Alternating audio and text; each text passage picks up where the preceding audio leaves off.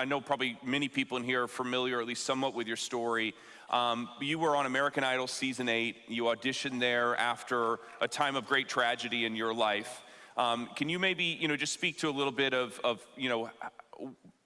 how that came about, and then maybe where the Lord's brought you through that? Sure.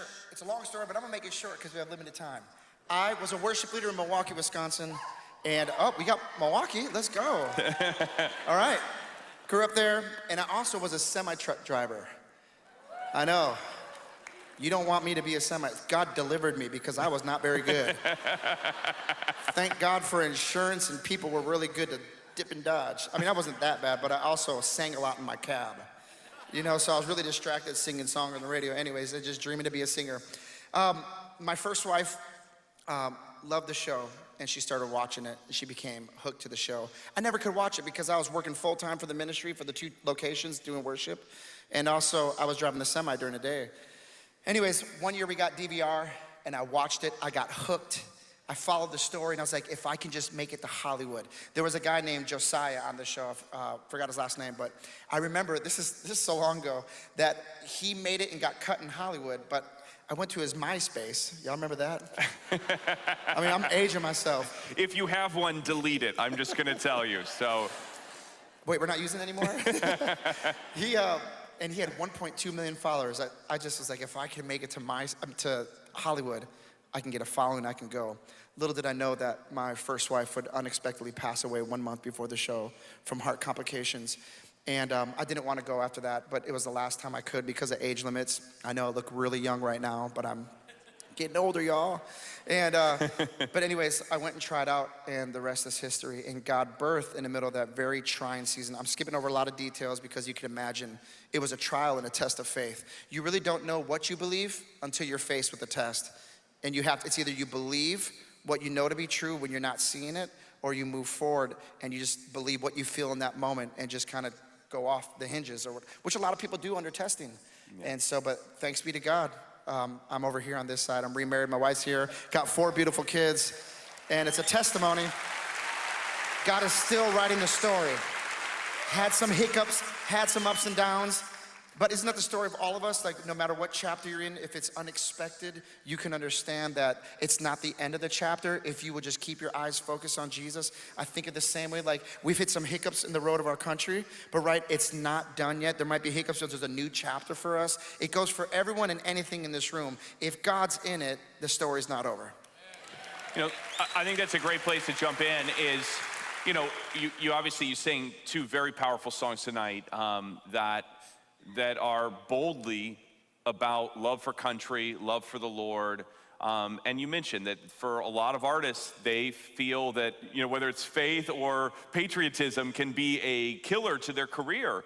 And, you've boldly gone into those waters. What is it that has impacted you in such a way, even beyond your faith, to want to help promote just this spirit of patriotism and also just a love for country and what God's done in America? Because anything you don't love, like I was mentioning, anything you don't love and you don't respect and you don't honor will begin to fall apart in your life. Listen, if we don't honor our country, we're all going down. Like, this is not, we don't have time for that. But also, like, when you think about it, God has a purpose and a plan for every nation in our world. But you could tell there's something uniquely different about the United States. The United States Constitution is probably the only wall that is completely protecting us when it's enforced. And thank God we have a president who's really enforces and honors the Constitution, which is important. Yeah. Because what we see, here's what I've seen in our Congress. There's a lot of people who look at the Constitution and it's very subjective. The Constitution's not subjective. It's very objective principles. And if you don't make the principles subjective and you don't twist people's minds and twist the theology or whatever the principles, I mean, it's ironclad. So anyways, when you honor that, you have a nation. And right now, I believe that we're the only wall that is standing between the one world government and the Antichrist from coming in. I believe, listen, this is so important that we speak up, because right now, what we have here is for the gospel. is for the church. Under this freedom right now, the church, we're supposed to build the ministry, his ministry, and go and tell people about Jesus. I firmly believe that the Constitution, our country, and the current president are a wall for the church to rise up and begin to build a ministry, because it's not always gonna be this way. As you can see, the agenda of the Antichrist, the one world, the communistic theology, and these things my wife comes from communism. Listen, and her family had to flee from communistic Cuba. You understand, they took everything. But you know, they didn't do it and say, hey, we're coming in to take everything. They had to trick you. They had to come in and they had to twist things. And they had to make you feel like a bad person if you didn't go with their ideology. Yeah. And so this is where we are today. We must let the ideas of the Bible remain true, and the ideas, I believe, of the Constitution remain true, and enforce those things so that the gospel of the message of Christ can be preached. It is a window. Awesome. So we must talk about it. Yeah, Danny, and we had talked about this a little bit backstage, and I mentioned in my talk earlier that, we have pastors out there that they're afraid to speak out. We also have pastors that have become traitorous, that they've abandoned the first love for the Lord, and they're flying, communist and rainbow flags above the cross, at their churches.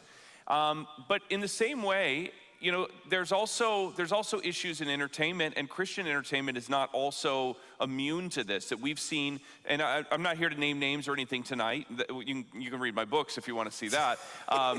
But wait, just give us one name. But we've seen Christian artists that have been afraid to speak out about things, that have been afraid to stand. And I'm curious, like, how do you navigate that industry so boldly, seemingly without fear? And I know there's been times that I'm sure it's been difficult to take those stances. And maybe if you can kind of speak to, the moment when you had to, decide, am I going to go this direction, or kind of capitulate to, maybe what the norm was, and what's gotten you to this place? I think right off the bat, like, I don't know, the fundamentals mean something. Being raised in a Christian home and with the Bible, it has an effect on you. It rubbed off on me when I started seeing that there was such confusion about things that has never been confusing before. And you start looking deeper into it, and you start seeing, oh, no. This is why we have the Bible, because people change, God doesn't, right? So if we understand, the Bible is to help us remain objective, so that we don't become subjective with the ideology of the world. And so it's not been easy. I don't want to go and have a boohoo story, because I had that where I was like, man, radio stations are stopped playing my music. People are not booking me and this. But then here's the thing. I wrote this down last year, and I said, I'd rather be principled than popular. That's good. Principle, and here's why.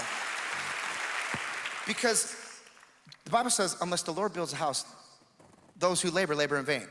When you build on the principles of the Bible, you're building God's kingdom. Yeah. And he supports that.